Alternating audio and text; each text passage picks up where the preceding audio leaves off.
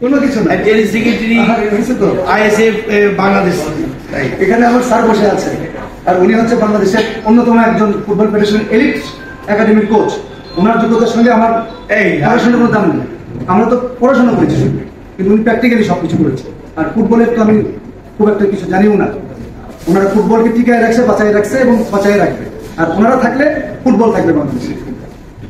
আচ্ছা, আমি যেহেতু অনেকক্ষণ ধরে সবাই অপেক্ষা করছেন, আসলে একটা টিম ম্যানেজমেন্ট এই মাসে আমার অনেকগুলো প্রোগ্রাম হয়ে গেছে। আগামী পরশুদিন জাতিসংঘ থেকে একটা প্রতিনিধি দল আজকে অলরেডি তারা অ্যারাইভ করেছে। ওই প্রতিনিধি দলে সুইডেন স্কুল স্পোর্টস ফেডারেশনের জেনারেল সেক্রেটারি আছে। উনি আবার আমাদের কলিগ, মানে আমি তো আইএসএফ এর আন্ডারে আমরা আছি। আমি আইএসএফ বাংলাদেশে ওটারও জেনারেল সেক্রেটারি, আবার স্পোর্টসেরও জেনারেল সেক্রেটারি। তো ওই প্রতিনিধি দলের ওই মেম্বার আমাদেরকে ভিজিট করবে অন টিউসডে। তো এটা একটা প্রোগ্রাম হয়ে গেছে। এরপরে আপনারা জানেন যে এই প্রথম বাংলাদেশ এটাকে বলে কোটা প্লেস, যোগ্যতা দিয়ে যাচ্ছি না, কিন্তু এটা আমি কোনো গর্বের বিষয় না, যোগ্যতা দিয়ে যাচ্ছি। কোটা প্লেসে বাংলাদেশ কোয়ালিফাই করেছে উমেন্স টিম, মানে ছেলেদের টিম কিন্তু না। তোমরা যারা ছেলেদের টিমে আছো তারা কিন্তু না, উমেন্স টিমটা তারা কোয়ালিফাই করেছে।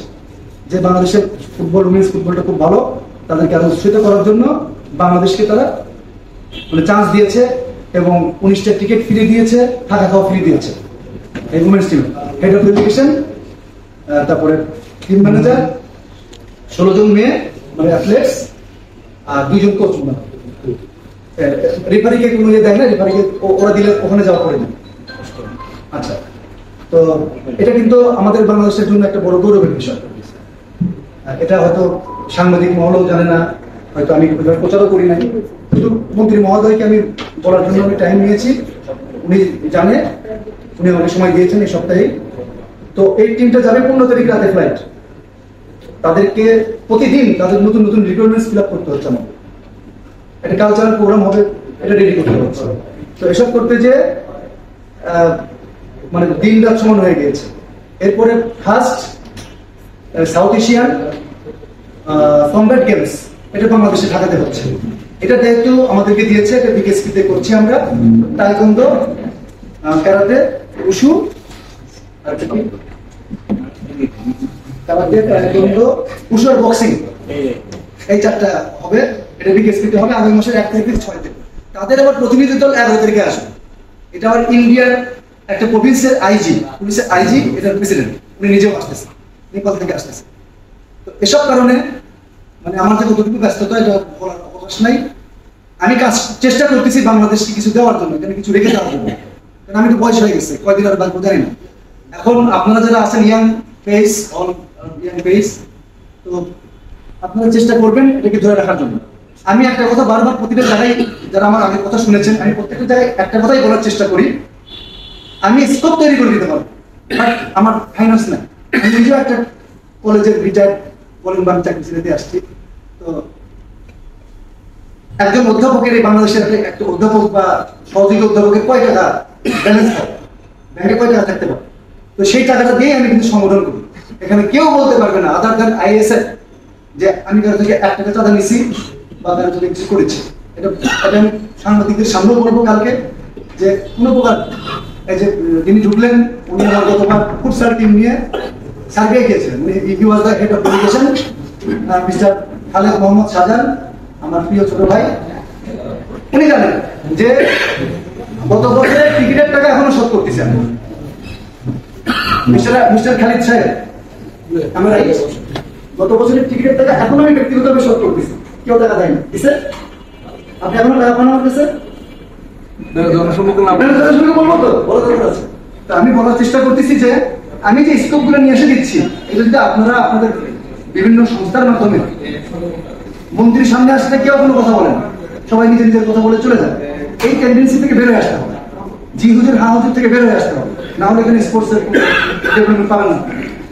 এখানে অনেক কোয়ালিফাইড, আদার ভাইয়ের মধ্যে কোয়ালিফাইড মানুষ, প্রধান ভাইয়ের মধ্যে কোয়ালিফাইড মানুষ থাকতে এখানে উন্নতি ডেভেলপমেন্ট হচ্ছে না, সাস্টেইনেবল ডেভেলপমেন্ট হচ্ছে না, এটা বুঝতে হবে। ফুটবলের সাথে ফুটসালের পার্থক্য কি? মাঠের পার্থক্য থেকে বলের পার্থক্য, অবশ্যই বল ছোট বল, হ্যাঁ বাতাস বলটা খুব হার্ড বলটা একটু হার্ড বল উঠবেই না ওই নিয়ম করেই বল তৈরি করা যে আপনার বলটাকে উঠাইতে পারবেন না এই যে আপনি সুইচ করবেন সুইচ উঠা মারবেন করতে যাবে এই সুযোগ কম কারণ বলটা ওইভাবে তৈরি করা ভারী বল না ও আপনাকে রোলিং খেলতে হবে পায়ে পায়ে খেলতে হবে আর মূল পার্থক্য ফুটবলের সাথে ফুটসালের মূল পার্থক্য হচ্ছে যে আপনার no standing no walking football আপনাকে 100% মাঠের মধ্যে এফোর্ট দিতে হবে আর nobody goalkeeper nobody defender nobody attacker everybody is attacker everybody is defender একসাথে যাবে একসাথে নামা লাগবে তা নাহলে আপনি দাঁড়ায় গোল খাবেন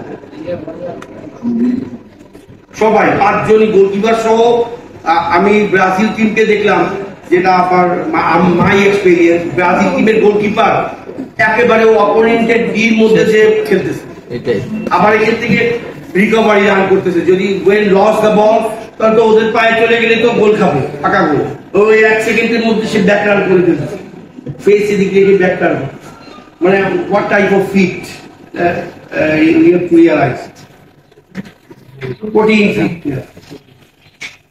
টিমমেট একদম অপোনেন্টের গোলকিপারের সামনে দাঁড়িয়ে আছে যেহেতু অফসাইড নাই আপনি এখান থেকে পাস দিলে সে একটা অ্যাডভান্টেজ দিবে ইউ ক্যান ঠিক আছে ইউ ক্যান জি একটা জিনিস থাকে এটা হচ্ছে দিয়া হওয়ার আমাদেরকে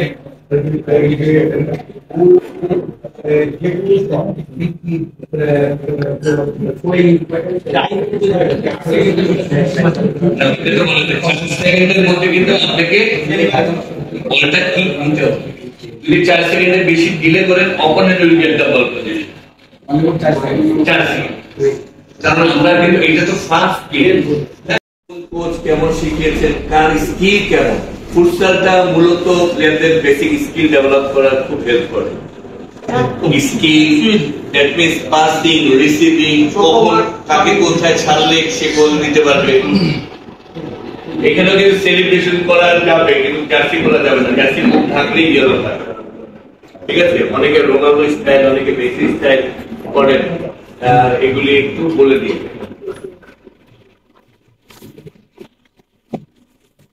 জি আর কোনো কোশ্চেন নাই কোশ্চেন না থাকলে তো সবকিছু এমনিতেই আমরা মাঠে কালকে গরমের মধ্যে খেলা কিছু আছে ইনডোরে খেলা কোথাও এখন এলাম না বল কোনো কারণে বল গোল লাইন পার হয়ে গেল গোলকিপার ওই বলটা হাতে কিন্তু প্লে করতে পারবে তখন বসে মারতে হবে বা এরকম ম্যান্ডেটরি না হাত দিয়ে প্লে করতে পারবে গোলকিপার ঠিক আছে ফার্স্ট বল বাইরে গেল বল আসলো গোলকিপার হাত দিয়ে তার টিম মেসে বাদ দিল তার ভিতরে যে এরিয়া 6 মিটার এরিয়া সেখানেও বাদ দিতে পারবে ঠিক আছে ওটা ইন প্লে কিন্তু গোলকিপারকে আপনি পাস দিবেন আপনি ডিফেন্ডার হিসেবে আপনার টিমমেট গোলকিপার হাত দিয়ে বলটা ধরতে পারবে না সেকেন্ড টাইমও আপনাকে আবার সে দিল কিন্তু আপনি আর দিতে পারবেন না তাকে without opponent touch without out আপনারা কিন্তু কন্টিনিউ করতে পারবেন পাঁচজনই একসাথে হ্যাঁ ওটার উপরে উঠে ইকেন ব্রেক করতে জেনারেল প্লেয়ার এখন যতক্ষণ কাজ করতে পারবেন একদম বাইরে বেরিয়ে যেতে পারবে গোল করে আসতে পারবে সে গোল করে আসতে পারবে বলে যে ভাইরাস থেকে কনসিডার করতে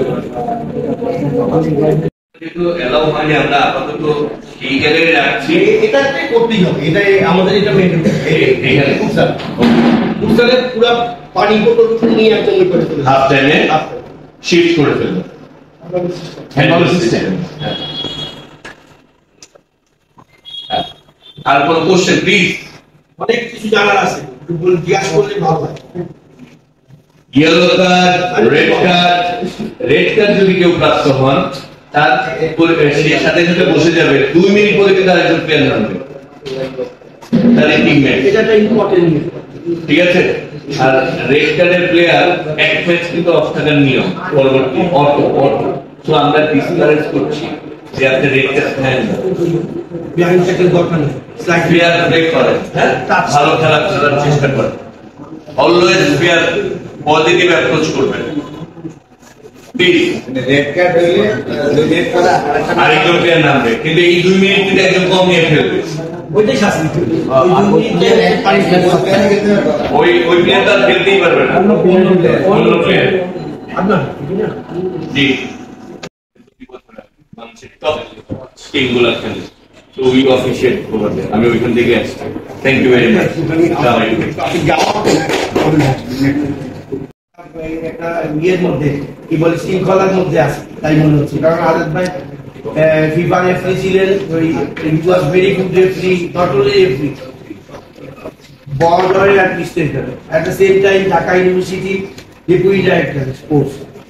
so this is great opportunity for our তোরা ভাই একটু সবসময় বাড়ায় বলে মানুষকে প্রশংসা করে। হ্যাঁ, আমি কিছু না, একটা সিম্পল মানুষ আপনাদের মতো সবাই।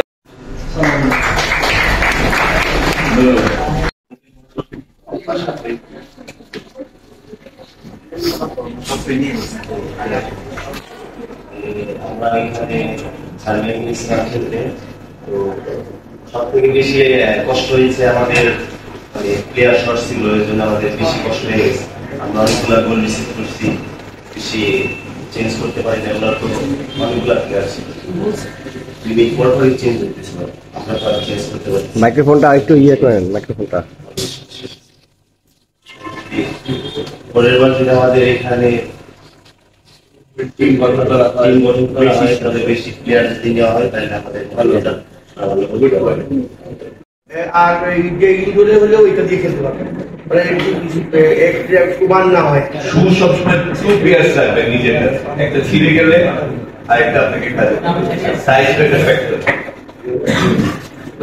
উপরে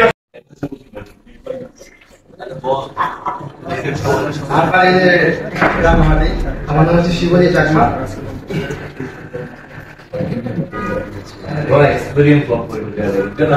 তাহলে এই ভাগে একটু বলে নিই আমি। He was best performer as a goalkeeper, অনেক ভালো